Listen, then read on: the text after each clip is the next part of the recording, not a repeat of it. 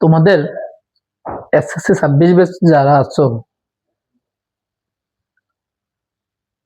SSC 26 ব্যাচের বিজ্ঞান বিভাগ থেকে যারা আছো, তাদের পদার্থবিজ্ঞান বইয়ের কাজ ক্ষমতা শক্তি যে অধ্যায়টা আছে, সে অধ্যায়ের একটা সৃজনশীল নিয়ে আজকে হাজির হয়েছি আমরা।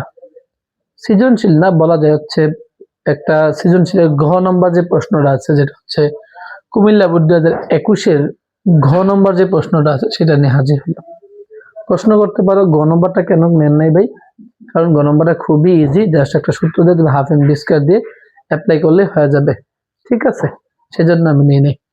আমি কেন এটা নিলাম, এই প্রশ্নটাতে দেখা যায় অনেক স্টুডেন্টেরই সমস্যা হয়, যার জন্য এই প্রশ্নটা নিলাম।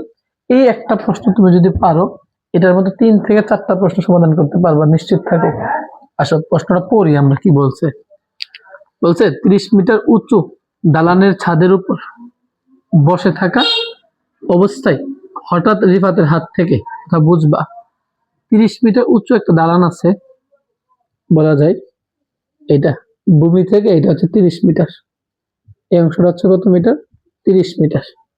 30 মিটার দালান, এখান থেকে এই উচ্চতা হচ্ছে 30 মিটার আর কি, ঠিক আছে? দালানের ছাদের উপর, ধরে এটা হচ্ছে ছাদ, ছাদের উপর বসে থাকা অবস্থায় হঠাৎ রিফাতের হাত থেকে একটি বল নিচে পড়ে গেল। তার মানে এখানে বসেছিল একজন ব্যক্তি যার নাম ছিল রিফাত, ওর থেকে একটি বল নিচে পড়ে গেল যার উচ্চতা ছিল 30 মিটার।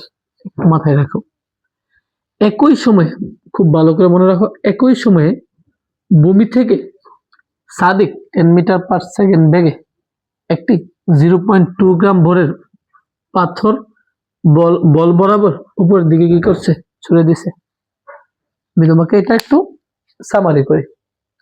একজন ব্যক্তি যার নাম হচ্ছে রিফাত, ও 30 মিটার উঁচু একটা দালানের ছাদের উপর বসেছিল। হঠাৎ করে একটা বল মাটিতে পড়ে গেল, নিচের দিকে পড়ে গেল। ঠিক একই সময়ে, কোন সময়ে? একই সময়ে আরেকজন ব্যক্তি যার নাম সাদিক, সে 10 মিটার পার সেকেন্ড বেগে একটি 0.2 গ্রাম ভরের পাথর বল বরাবর কি করছে? উপরের দিকে নিক্ষেপ করলো বা ছুড়ে দিল, ঠিক আছে? দুইটা তথ্য তুমি পাইছো, একটা হচ্ছে নিক্ষিপ্ত, একটা হচ্ছে কি পরন্ত। পরন্তের ক্ষেত্রে আমরা একটা সূত্র ইউজ করব, নিক্ষিপ্তর ক্ষেত্রে একটা সূত্র ইউজ করব, এতটুকু মনে রাখি আমরা, ঠিক আছে? বলা হয়েছে ভূমি স্পর্শ করার পূর্বে পাথর ও বলের মধ্যে কোনো সংঘর্ষ হবে কিনা। ভূমি স্পর্শ করার পূর্বে, ভূমি স্পর্শ করার পূর্বে পাথর ও বলের মধ্যে কোনো রকম সংঘর্ষ হবে কিনা তোমাকে প্রশ্নটা করা হয়েছে, ঠিক আছে? তাইলে তুমি সবসময় এই টাইপের প্রশ্নগুলোর ক্ষেত্রে মনে রাখবা, একটা এক্স এর মান বের করবা।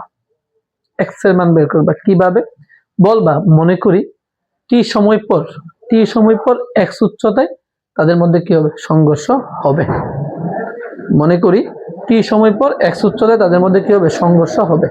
যদি এক্স এর মানটা যেটা বের করবা সেটা যদি পজিটিভ হয়, তাদের মধ্যে সংঘর্ষ হবে। আর যদি পজিটিভ না হয়, যদি নেগেটিভ হয়, তাহলে সংঘর্ষ হবে না। ক্লিয়ার কথা? আবারও বলি, টি সময় পর এক্স উচ্চতায় পাথর ও বলের মধ্যে কি হবে? সংঘর্ষ হবে। যদি এক্স এর মান নেগেটিভ ভ্যালু আসে, দেখা হবে না, সংঘর্ষ হবে না। আর যদি পজিটিভ ভ্যালু আসে, তাহলে অবশ্যই দেখা হবে বা সংঘর্ষ হবে।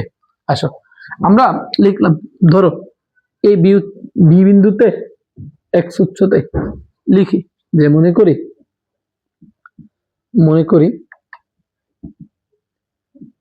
টি সময় পর এক্স উচ্চতায়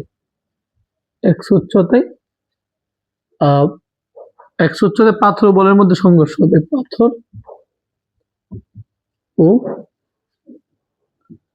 বলের মধ্যে সংঘর্ষ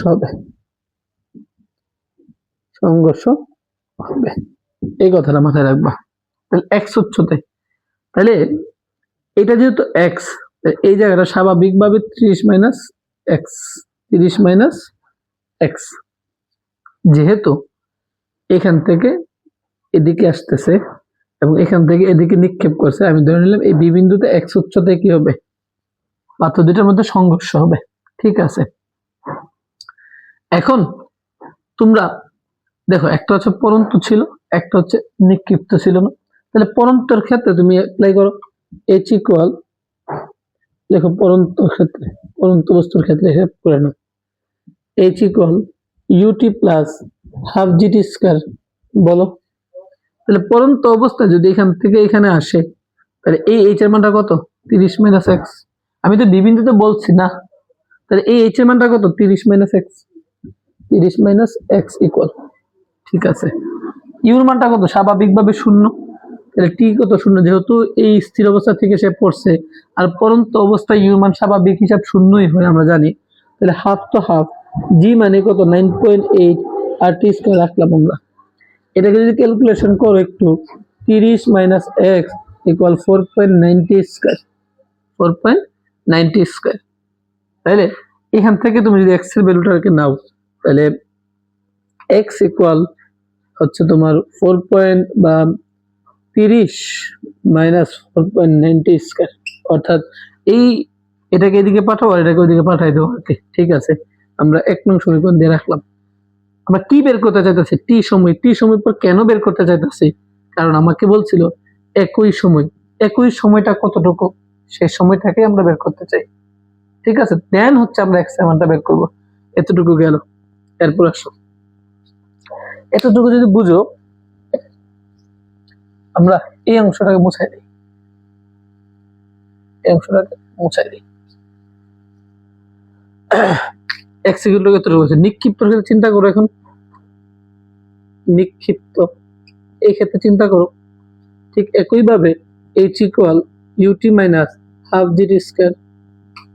এইচ মানে কত? এক্স নেই নাই আমরা, এক্স নিছি তো নাকি? এক্স ইকুয়াল এতটুকু।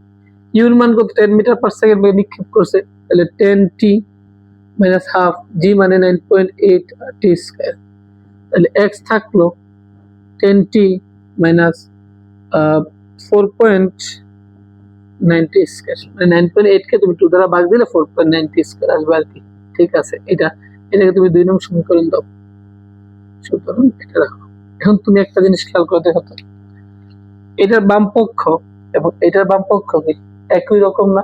যদি দুইটারই বাম পক্ষ একই রকম হয়ে যায়, আমরা লিখতে পারি যে একু একু 2 হতে, একু 2 হতে। এইটাও এক্স, এইটাও এক্স, বাম পক্ষ যেটা সমান যেহেতু, তাহলে এটা সমান, এটা আমি ইজিলি লিখতে পারি।